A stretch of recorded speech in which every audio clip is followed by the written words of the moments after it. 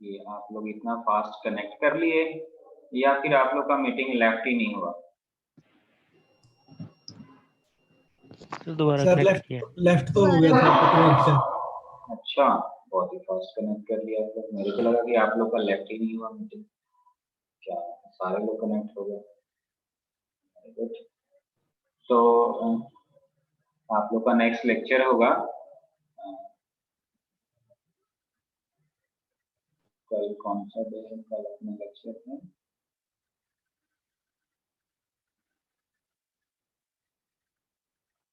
Sir अब Monday को ही होगा। अच्छा, कल तो फिर क्या पता चलती मंडे को होगा। चलिए कोई बात नहीं है। तो मंडे को ही अब मेन हम टॉपिक का डिस्कस करेंगे और भी जो है इसी से रिलेटेड। यहाँ पर जस्ट आप लोग ज्वाइन कर लिए हैं तो अभी लास्ट में होल्ड कीजिएगा जब तक ना कहूँ डिस्कनेक्ट करने के लिए, मीटिंग लेफ्ट करने के लिए। ये अभी दोबारा हम इसको डिस्कस करेंगे। अब यहाँ पर देखिए कोहेरेंस तो हमने पढ़ लिया कि कोहेरेंस क्या होता है। It is a phase correlation between two waves with respect to time और स्पेस। मतलब स्पेस में और टाइम के साथ उनकी जो फेजेस हो वो सेम हो तो उसको हम कोहेरेंट कहेंगे।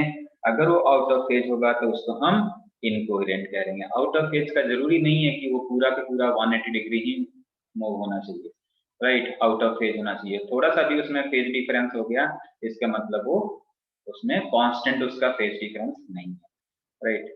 तो यहाँ पर जो कोहेरेंस है that is of two types. First one is temporal coherence and second one is spatial coherence. तो टेम्पोरल कोहेरेंस क्या होता है, स्पेशियल कोहेरेंस क्या होता है, नेक्स्ट लेक्चर में इसको कंप्लीट करेंगे।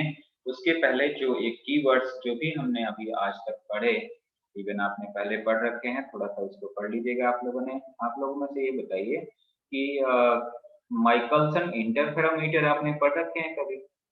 माइकलसन इंटरफेरोमीटर, माइकलसन साइंटिस्ट थे जिन्होंने इंटरफेरेंस के लिए इंस्ट्रूमेंट डिजाइन किए और इंटरफेरेंस फ्रिंजेस पैटर्न को ऑब्जर्व किया। आप लोगों ने पढ़ा है? No sir. नहीं पढ़ा, कोई बात नहीं। तो जस्ट इवन ये तो थ्योरीज का समझ में आ जाना है। थोड़ा सा एडवांस इसमें है जो कि बिना यहाँ पर इस टॉपिक में माइकलसन इंटरफेरोमीटर पढ़ाए ही इसको यहाँ पर बताया गया है। तो इसको डिटेल में हम इन फ्यूचर पढ़ना ही है, अलग से माइकलसन इंटरफेरोमीटर डिस्कस करना है, राइट। तो यहाँ पर जस्ट मैं बॉर्डर करता हूँ, आप लोग एक बार उस टॉपिक से गूगल से गो थ्रू हो जाइएगा कि माइकलसन इंटरफेरोमीटर है क्या, राइट। बहुत इजी टॉपिक है। प्लस टू में किया था। प्लस टू में किया है आप लोगों ने? Yes sir, yes sir. तभी मैं सर उनमें डेफिनेशन थी शायद इसकी, अच्छा डेफिनेशन। डेफिनेशन वगैरह थी। यस चलिए सर। थोड़ा बहुत ही, मतलब ज्यादा नहीं, जस्ट ये जैसे मैं जो हाँ। डायग्राम रिप्रेजेंट कर रहा हूँ, डायग्राम के एक बार चेकआउट कर लेना है किस तरह से ये वर्क करता है। वो जस्ट एक बार, मतलब एक बार टॉपिक को एक बार जस्ट रीडिंग भी अगर आपने लगा लिए तो ये जो बातें यहाँ पर बोली जाएगी ये समझाऊंगा वो समझ में बहुत अच्छे से आ जाएगा। नहीं तो फिर उसको यहाँ पर कुछ अटेंड करने से कोई फायदा नहीं होगा। पहले से इसको पढ़ रखेंगे क्योंकि अभी माइकलसन इंटरफेरोमीटर लास्ट में आना है। इंटरफेरोमीटर ऐसे क्या होता है? इंटरफेरोमीटर इज डिवाइस, जिस तरह से हम किसी डिवाइस से कुछ ना कुछ मेजर करते हैं। तो हम लोगों ने अभी इंटरफेरेंस फिनोमेना पढ़े, इंटरफेरेंस एक प्रोसेस पढ़े, उसको हम किस तरह से किसी एक्सपेरिमेंटल इंस्ट्रूमेंट से ऑब्जर्व कर सकते हैं, मेजर कर सकते हैं। तो उसके लिए जो इंस्ट्रूमेंट है इंटरफेरेंस को स्टडी करने के लिए, मेजरमेंट करने के लिए फ्रिंजेस को, उसको कहते हैं इंटरफेरोमीटर।